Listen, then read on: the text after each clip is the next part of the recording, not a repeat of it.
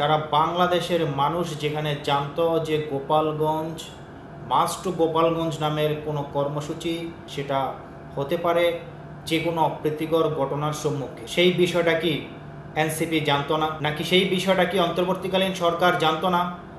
আমরা জানি অন্তর্বর্তীকালীন সরকারে রয়েছে সেই এনসিপির দলের সদস্যদের বন্ধুবান্ধব, দুই উপদেষ্টা, তারা জানতো না? সবাই জানতো। জানার পরেও কেন তারা মার্চ টু গোপালগঞ্জ নামে কর্মসূচি ঘোষণা করেছে? সব জায়গায় আপনারা করলেন জুলাই পদযাত্রা এনসিপির ব্যানারে, গোপালগঞ্জের ক্ষেত্রে কেন সেটি মার্চ টু গোপালগঞ্জ করলেন এবং ডাক দিলেন ধূমকেতুর মতো যাতে সকল জুলাই যোদ্ধারা সেখানে জড়ো হয়? কেন ভাই, কেন আপনারা আজকে প্ল্যান করে এইরকম একটি অপ্রীতিকর ঘটনা দেশে ঘটালেন? এর পিছনের রহস্য সেটি খোঁজার চেষ্টা করব। স্বদেশাইতে আপনাদের সবাইকে স্বাগত।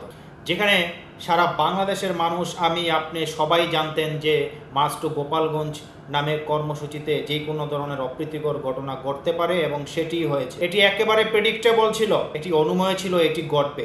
আমরা দেখেছি সেখানে কি অবস্থা হয়েছে। হামলা, পাল্টা হামলা, ইট পাটকেল নিক্ষেপ, পুলিশের টিয়ার শেল, সাউন্ড গ্রেনেড, সেনাবাহিনীর অ্যাকশনও আমরা দেখেছি। সেখানে কতজন আহত হয়েছে সেগুলো বাংলাদেশের কোনো মিডিয়া এখন পর্যন্ত ভালোভাবে কভারেজ করেনি। আমরা দেখেছি যে কিছু কিছু মিডিয়ার নির্লজ্জতা, এটাকে হলুদ সাংবাদিকতাই বলে। আপনারাও সেই মাস্টার প্ল্যানের অংশ, সেটি আজকে প্রমাণিত হলো। প্রত্যেকটা অপরাধীর শাস্তি হোক, সেটাই কাম। কিন্তু আপনারা পূর্ব পরিকল্পনা করে গোপালগঞ্জ গিয়ে এরকম একটি অঘটন ঘটানোর চেষ্টা করেছেন, তাতে আপনারা সফল হয়েছেন, আপনারা জয়ী হয়েছেন। তবে হেরে গেছে ৭১, হেরে গেছে সকল ৭১-এর শহীদ মুক্তিযোদ্ধারা, হেরে গেছে ২ লক্ষ মা বোনে যারা ইজ্জতের বিনিময়ে স্বাধীনতা এসেছিল, হেরে গেছেন যে মুক্তিযোদ্ধারা এখনো জীবিত আছেন।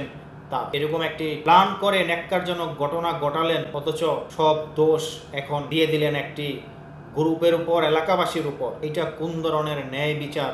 এটা কোন ধরনের বৈষম্যহীনতা?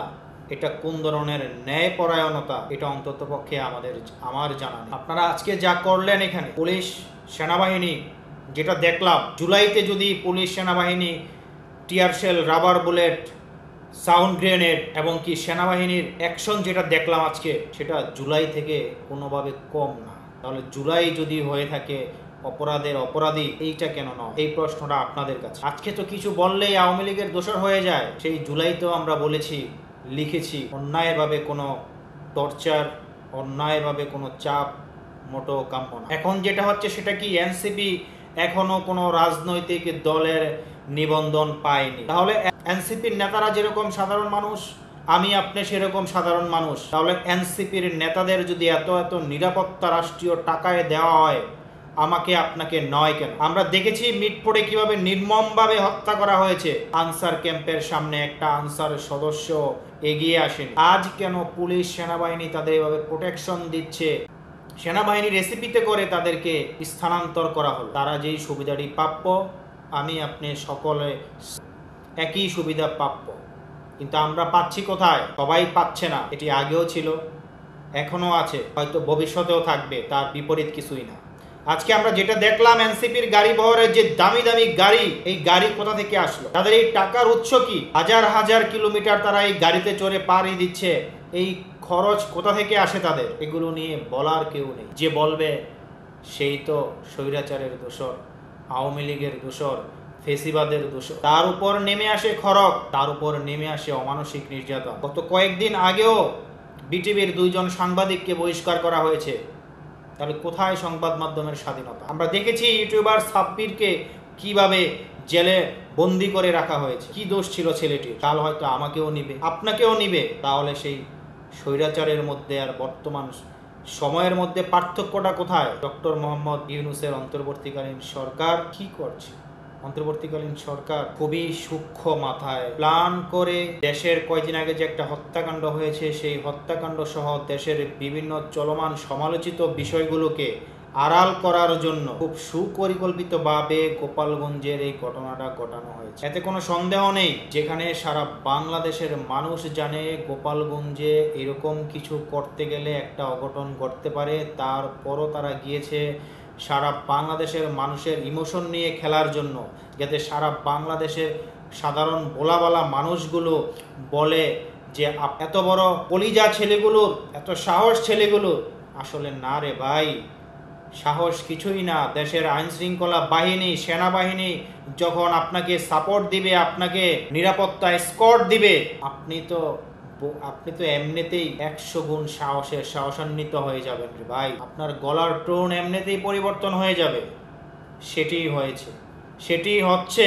সারা দেশের মিডিয়া সকলে পড়ে আছেন এনসিপির নেতাদের উপর আক্রমণ হয়েছে, হামলা হয়েছে, পুলিশের গাড়ি পুড়িয়ে দিয়েছে। অথচ কতজন মানুষ গুলিবিদ্ধ হয়েছে, হাসপাতালে আছে, সেগুলোর কোনো জায়গায় দেখানো হচ্ছে না। এটা কোন ধরনের বৈষম্যহীনতা ভাই? আমি এখন নিশ্চিত হওয়া গেছে, কয়েকদিন আগে যে চিরুনি অভিযান নামে একটি অভিযান পরিচালনা করার কথা বলা হয়েছিল, সেটি ছিল এই এনসিপির মার্চ টু গোপালগঞ্জের একটি প্রি প্ল্যান। তারা জানে যদি এরকম মার্চ টু গোপালগঞ্জ নামে কোনো কর্মসূচি দেয়, সেখানে একটি অঘটন ঘটবে।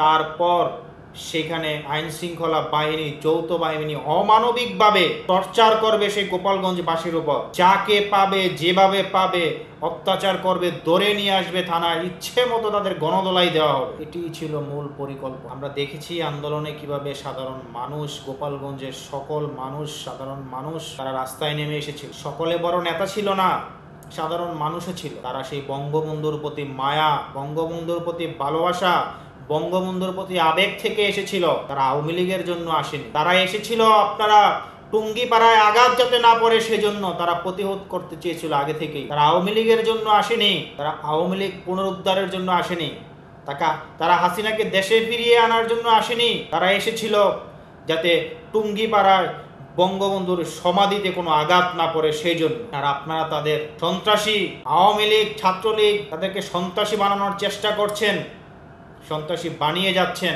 আজকে পুলিশ গুলি চালায়নি, আজকে সেনাবাহিনী গুলি চালায়নি, অথচ জুলাইতেও সেনাবাহিনী কোনো গুলি চালায়নি। কেন এরকম ঘটনাটা ঘটলো? যারা এই ঘটনাটা ঘটিয়েছে তাদের কোনো ব্যবস্থা তো দূরের কথা, তারা কোনোভাবেই দোষী হবে না, দায়ী হবে না। দায়ী হবে গোপালগঞ্জের সাধারণ মানুষগুলো, খেটে খাওয়া মানুষগুলো। তাদের উপর নেমে আসবে আজ রাতে অমানবিক অত্যাচার, নির্যাতন। হয়তোবা সেই 25শে মার্চের কালো রাতেও এরকম অমানবিক নির্যাতন করেনি পাকিস্তানি বাহিনী।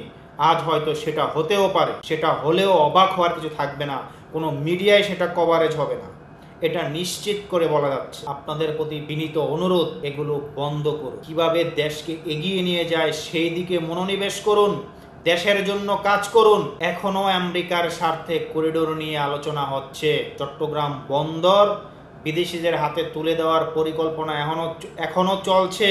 নতুন করে আমেরিকা 35% শুল্ক আরোপ করে বাংলাদেশ থেকে অবৈধ শর্তগুলো হাসিল করতে চাচ্ছে। গোপন চুক্তি তারা করতে যাচ্ছে, সেগুলো হবেই হবে, অবশ্যই হবে। কেননা বাংলাদেশের গার্মেন্টস শিল্পকে টিকিয়ে রাখতে হলে তা করতে হবে। আজ আমরা আমেরিকার ফাঁদে পা দিয়েছি, যে আমেরিকা, কারণ আমেরিকা এজন্যই তো রেজিম চেঞ্জ করেছিল, ক্ষমতার পরিবর্তন চেয়েছিল। সেদিকে তারা সফল হতে যাচ্ছে, সেদিকে আমাদের কোনো নজর নেই। আজ বাণিজ্য মন্ত্রী প্রেস কনফারেন্সে এসে বলছেন গোপন চুক্তির কথা, সেই চুক্তির কথা প্রকাশ করা যাবে না। চুক্তি কেন গোপন থাকবে? অথচ আমরা বারবার বলে যাচ্ছি, বারবার বলেছি ভারতকে দেশ বিক্রি করে দিয়েছে, অথচ একটি চুক্তি এখন পর্যন্ত বর্তমান সরকার দেখাতে পারেনি যে চুক্তিটি ছিল অবৈধ, দেশের স্বার্থ বিরোধী। আপনারা যা করে যাচ্ছেন তা কতটুকু দেশের মঙ্গলের জন্য সেটা সময়ই বলে দিবে। আর বাংলাদেশের ভোলাবালা মানুষ, অতি আবেগী মানুষগুলো অতি সহজেই বিশ্বাস করে সেই গুজবগুলো, সেই মিথ্যা কথাগুলো। এই দেশ আজ আর ভালো নেই, ভালো নেই 71, ভালো নেই মুক্তিযুদ্ধ। আল্লাহ পাক আমাদের সকলকে হেফাজত করুক। আল্লাহ হাফেজ।